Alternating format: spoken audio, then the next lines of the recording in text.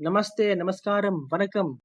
Hello to you all, dear listeners. Welcome to the AIWA channel, Oneness in Astrology and Spirituality, bringing in awareness by Abhi. Now, a follow up from my previous podcast, I spoke about spirituality. What is spirituality? And then I moved on to the actual question that was given: how does one become spiritual in nature? And I've discussed that you already are spiritual in nature. But I understand the question, what you actually mean, how to have the best experiences as life, which I'm going to talk about now. Now, I'm going to talk about from a perception of awareness part, Abhi, from my dimension of reality, from my dimension of experience, from my plane of existence, from my experiences. I'm going to discuss what I do to bring about the best experiences. Firstly, I am absolutely grateful for everything that I can see. Right now, I can see the things around me. I can see my hands, I can see my legs. I can see a roof over my head. These are the things I can see, and because I can see them, I'm very grateful that it's there. I have these, material conveniences. Then I close my eyes and I understand that I am existing. I'm a piece of life that's existing in the now. I'm absolutely grateful for my presence right now. Then I'm grateful for the breath. The breath itself is life. If you understand, if you're a bit deeper in your sadhana, you'll understand that breath is life. Breath is the most important aspect of life, for life is no different from breath itself. Right? And the list goes on, what I'm grateful for. But that's one aspect of how to bring about the best experiences.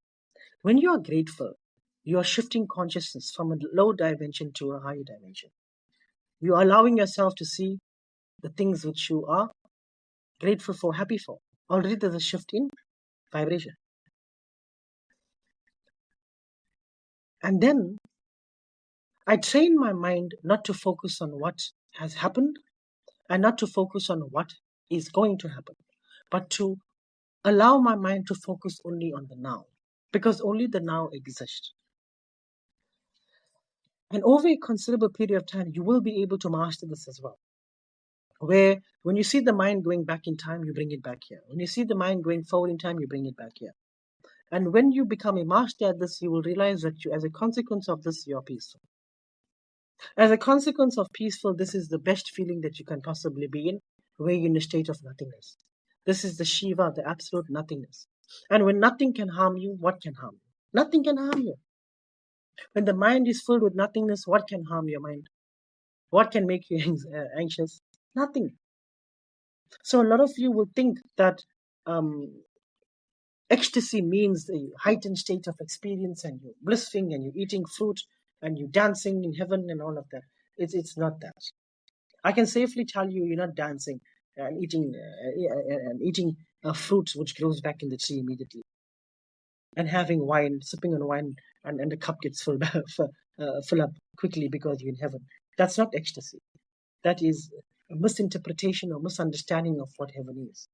Heaven is a state of absolute nothingness. That ecstasy of nothingness, which is peace. This is my awareness, my state of consciousness. Based on my current sadhana, my my way of yoga, bhakti yoga, this ecstasy is what I feel. It could be different for somebody else, but I'm talking on my awareness. And we respect everybody's own experiences. So the beauty of this is, number one, you respect everybody's own experiences. What is your experience is not somebody else's. You don't have to go wash somebody's feet and say, you know what, I respect you. Respect means you accept how they experience, and it's not part of your experience. So either way, you don't have to believe it or don't believe it, because it's not your experience, but you can listen to it. So we respect everybody's own experiences. That's another way to bring ecstasy in your life. The moment you want to segregate, the moment you want to show difference, the moment you want to start comparing, you will have lost the battle. You will never find peace in your life. The moment you want to do these things, you've lost the battle.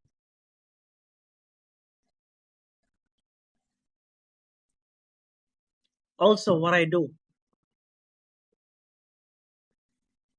I make sure that I'm connected to nature. Now, nature doesn't necessarily mean you must go out at sea or you must go out in the woods. Connected to nature means you can be connected to any part of nature. It could be the ground that you're walking on. It could be the water that comes out from the tap. It could be an animal in your yard. It could be the plants outside. It could be that your state of consciousness, you are connected and your senses are heightened that you can hear even the birds very far away. Yet people around you can't hear that. Your senses are heightened. You'll have the ability to connect and hear these things. You're connected to nature. And I promise you, when your senses are heightened, you'll be able to hear pretty much every kind of creature. And you will notice that there is a song that is happening. It's a song. Look, whoever has heightened senses will understand this. It's a song that is happening which never stops. Nature is so beautiful. That's the ecstasy. When you understand how to work with nature through the use of planets, you understand how the planets are affecting life. You work with nature's laws, not against it. If it's leeches season, to eat leeches, you'll eat leeches. How can you expect to eat leeches in wintertime? Similar to this year, through the use of intelligence, through the use of intelligence, you will know what to do and what not to do. But most people don't want to use intelligence, they want to use the ego. I can do this and make it happen, I can do that. And you're bound to be miserable. So, what I'm saying is through the use of or through working with nature's laws, by understanding how nature works, by listening to nature, observing nature, and working with its laws, one can find absolute peace. And I can tell you from my own experience that there's nothing that feels more beautiful than nature's laws. By working with nature's laws, for me personally, nothing feels more peaceful than nature's laws itself. For nature's laws itself is no different from the Lord himself. The intelligence is no different from the Lord. So the intelligence is the Lord. It's a happening all the time. It's not a happened. It's not a happening and or going to happen. It's a happening all the time.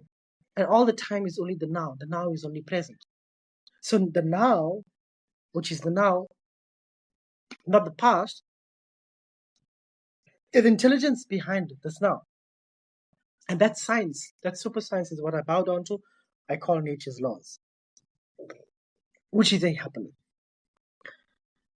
So, dear listeners, I'm giving you the things that I do. Meditation. That's meditation. Meditation is surrendering the mind, stopping the mind from functioning. The mind is always thinking from a small child. It is always lost and thinking about things which don't exist. You know, dream world, the fairy tales, the what is, and the could haves and the could beens. All these things, all the mind has worked. The logic. The logic is always failing us human beings. When you learn to surrender the mind, something happens to you. All the questions that you thought were questions will be answered to you from within. When you surrender the mind, everything that you need to know will be given to you. How? From your higher self.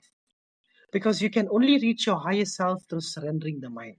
Either through bhakti yoga at the Lord's feet, or you can surrender your mind by dissolving it into absolute nothingness, and the mind is the ego. When you surrender the mind, surrender the ego into absolute nothingness, that's when something happens to you. That's the ecstasy, that's the bliss, that is the Shiva. Thank you very much, dear listeners. Om Namah Shivaya, Jai Shri Krishna, Jai Shri Ram, Haribol.